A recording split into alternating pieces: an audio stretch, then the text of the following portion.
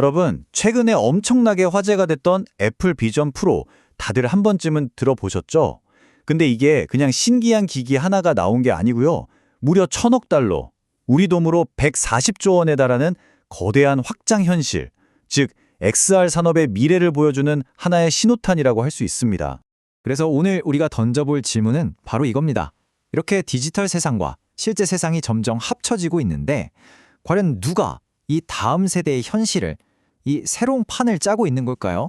자, 그럼 본격적으로 한번 뛰어들어 볼까요? 첫 번째 파트에서는 이 어마어마한 시장이 지금 어떤 모습인지 그 지형도를 같이 한번 샅샅이 뜯어보겠습니다. 이 그림을 보시면 개념이 아주 깔끔하게 정리되는데요. 먼저 XR, 확장 현실이라고 하면 이 세 가지를 다 합친 아주 큰 개념이라고 생각하시면 돼요. VR은 아시겠지만 완전히 가상의 공간으로 들어가는 거고요. AR은 지금 우리가 보는 현실 위에 디지털 정보를 샥 띄워주는 거죠. 그리고 MR은 이 둘을 아주 자연스럽게 섞어서 가상 물체를 막 만지고 움직일 수 있게 하는 그런 기술입니다. 자, 이 숫자 좀 보세요. 1,007억 달러. 이게 바로 2026년까지 XR 시장이 이만큼 커질 거라는 예상치입니다. 우리 돈으로 환산하면 거의 140조 원이에요. 와, 이 주제가 왜 이렇게 중요한지 이 숫자 하나가 그냥 바로 설명해 주네요. 그리고 이게 그냥 뜬구름 잡는 예측이 아니에요. 하나의 거대한 흐름인 거죠. 이 그래프를 보시면 진한 파란색인 VR 헤드셋 판매량도 물론 늘지만 저 연한 파란색 AR 헤드셋의 성장세가 정말 폭발적일 거라는 걸 알 수 있습니다. 앞으로 몇 년 안에 시장이 얼마나 크게 바뀔지 보여주는 거죠. 그렇다면 이 엄청난 시장을 먹기 위해서 지금 누가 싸우고 있을까요? 자, 다음 섹션으로 넘어가서 말 그대로 여러분의 시선을 차지하기 위한 빅테크 기업들의 전쟁, 그 현장을 한번 들여다보겠습니다. 이 전쟁의 주요 플레이어들입니다.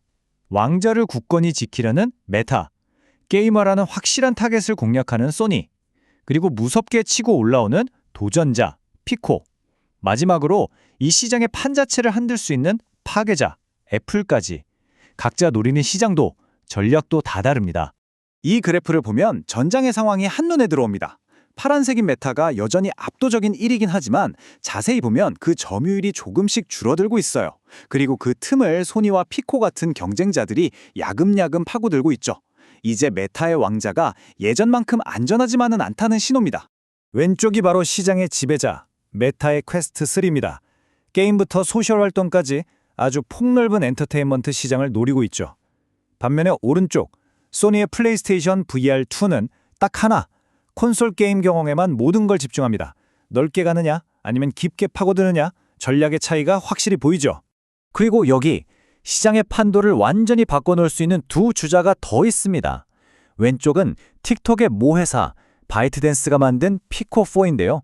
합리적인 가격으로 시장을 빠르게 공략하는 도전자고요. 오른쪽은 설명이 필요 없는 애플의 비전 프로입니다. 이건 아예 게임 체인저로 불리죠. 기존 시장과는 차원이 다른 최고급 공간 컴퓨팅 경험을 내세워서 새로운 시장을 만들겠다는 야심을 보여주고 있습니다.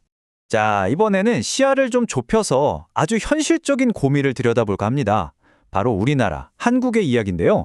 콘텐츠는 세계적인 수준인데 그걸 담을 그릇, 즉 하드웨어는 약하다는 딜레마에 빠져 있거든요. 네, 맞습니다.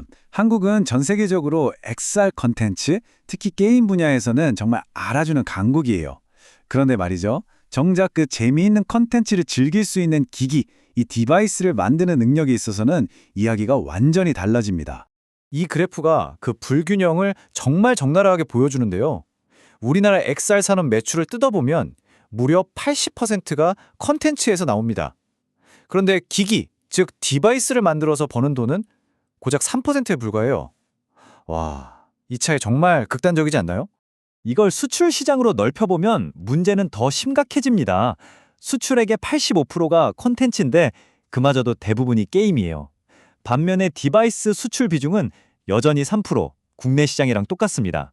이게 바로 지금 한국이 마주한 딜레마의 핵심인 거죠. 자, 그럼 다시 시야를 넓혀보죠.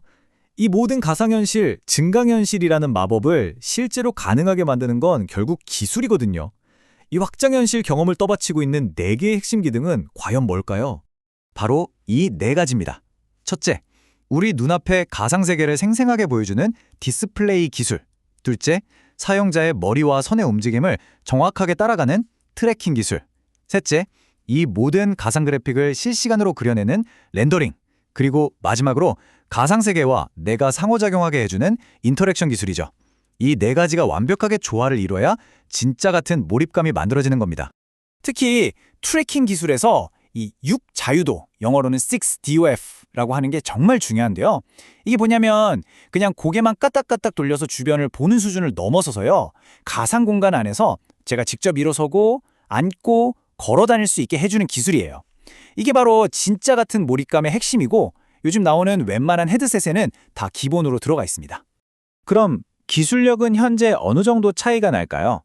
최고 기술을 가진 미국을 100점이라고 봤을 때 한국의 기술 수준은 87.7점 정도로 평가됩니다. 근데 여기서 중요한 건 한국은 디스플레이 분야에서는 세계 최고 수준의 특허를 가지고 있지만 다른 나머지 분야에서는 아직 따라가야 할 격차가 꽤 있다는 걸 의미하죠. 자, 이제 마지막입니다. 이 새로운 현실, 새로운 시장에서 승리하려면 과연 어떤 전략이 필요할까요? 이건 비단 특정 국가만의 이야기가 아니라 이 시장에 뛰어드는 모든 플레이어들에게 적용될 수 있는 일종의 성공 공식 같은 겁니다. 성공의 열쇠는 뭘까요? 여기 네 가지 핵심 전략이 나와 있습니다.